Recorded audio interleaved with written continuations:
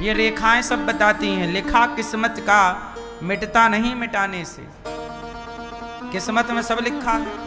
आपके कितने बेटा हैं, कितने होंगे, कितने नहीं होंगे, बेटियां, बेटा, आपका कितना सुख है, कितना दुख है, कौन सी पत्नी मिलेगी, किस क्वालिटी की पत्नी मिलेगी, किस क्वालिटी का पति मिलेगा, ब्रांडेड मिलेगा कि चाइना मॉडल मिलेगा, सब लिखा है।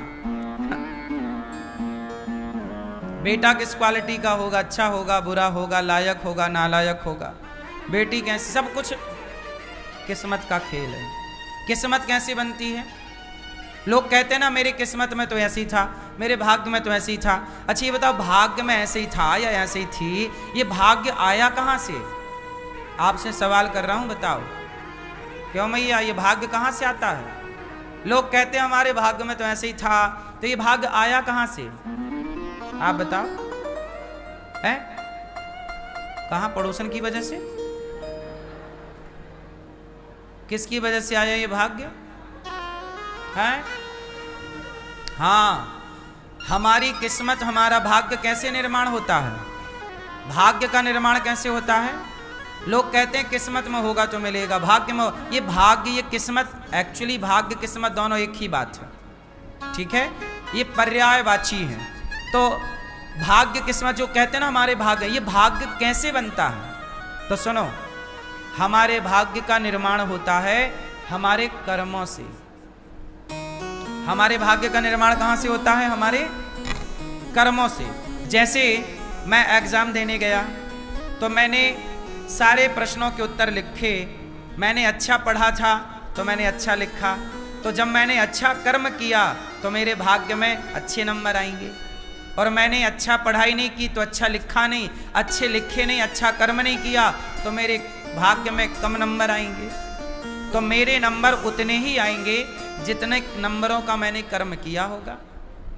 तो कर्म किया था तब तो नंबर आए। मैं पढ़ता ही नहीं, मैं एग्जाम देता ही नहीं, तो मेरे 90 नंबर आते, 100 नंबर आते, 50 नंबर आते? बोलो।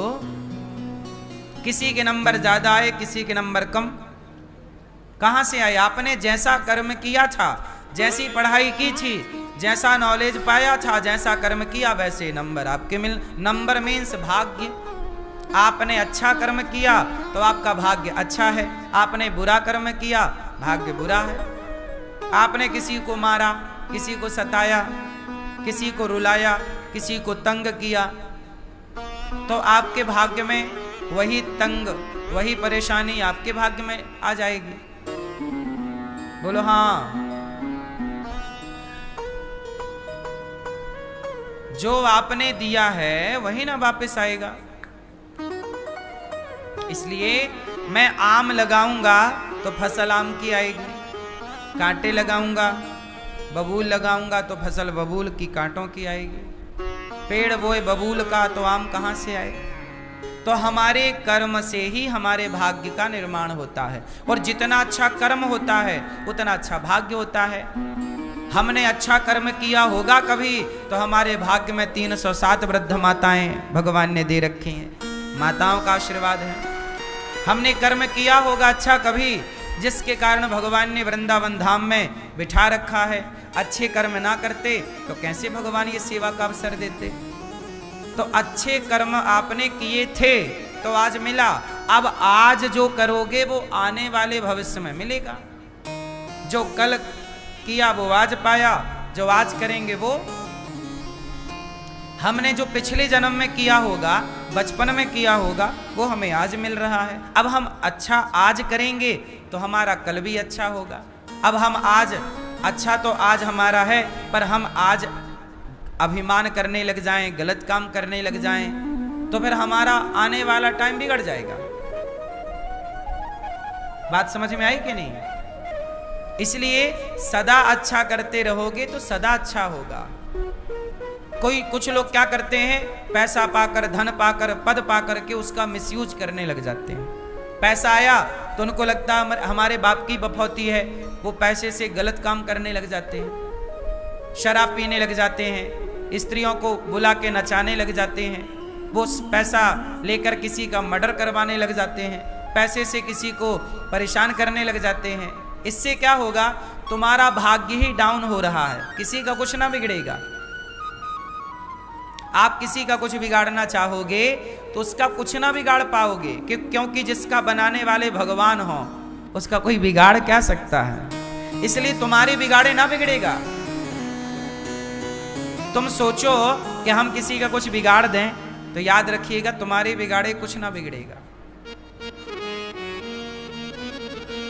बोलो।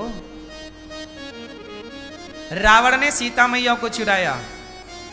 रावण को लगा कि मैं राम का बिगाड़ दूंगा, राम का सुख चैन बिगाड़ दूंगा, छीन लूंगा राम से, राम के होंठों की मुस्कान छीन लूंगा, राम की पत्नी ही चुरा लूंगा। रावण ने सोचा था कि मैं राम की मुस्कान छीन लूंगा, राम का सुख चैन छीन लूंगा। लो भैया, चला था राम का सुख चैन छीनने, खुद का सर्वनाश हो गया। हुआ। दुर्योधन चला था द्रौपदी को निर्वस्त्र करने, आज मैं तुझे सभा में निर्वस्त्र करूंगा, कपड़े उतारूंगा तेरे। चला था दूसरों का बिगाड़ने, पर क्या हुआ, खुद का सर्वनाश हो गया। किसी के बिगाड़े कुछ नहीं बिगड़ता, जब बनाने वाला भगवान हो तो बिगाड़े कौन। और तुम बिगाड़ने चलोगे किसी का तो सर्वनाश करके ही लौटोगे अपना। इसलिए किसी का बिगाड़ने ना चलो। चले थे रावण महाराज बिगाड़ने, क्या हुआ, देर हुई। देर लगती है थोड़ा, God mills grind slow but sure. ईश्वर के घर थोड़ा सी देर है, लेकिन ये मत सोच लेना कि देर ही है, देर है पर अंधेर। इसलिए किसी का कुछ बिगाड़ना मत। आप बिगाड़ तो ना पाओगे किसी का, तुमसे बिगड़ेगा नहीं। हां, तुम्हारे कारण, रावण के कारण राम थोड़े परेशान हुए, क्योंकि वो परेशानी राम के भाग्य में लिखी थी। मेरे भाग्य में थोड़ी परेशानी होगी तो आप थोड़ा मेरा बिगाड़ोगे तो मैं थोड़ा परेशान हो सकता हूं, क्योंकि वो परेशानी ऑलरेडी मुझे भोगनी थी तो तुम्हारे द्वारा मिल गई, लेकिन तुम कर ना पाओगे कुछ। पर तुम किसी की परेशानी का कारण और बन गए। तुम किसी के सुख का कारण तो नहीं बने, पर किसी के दुख का कारण बन गए।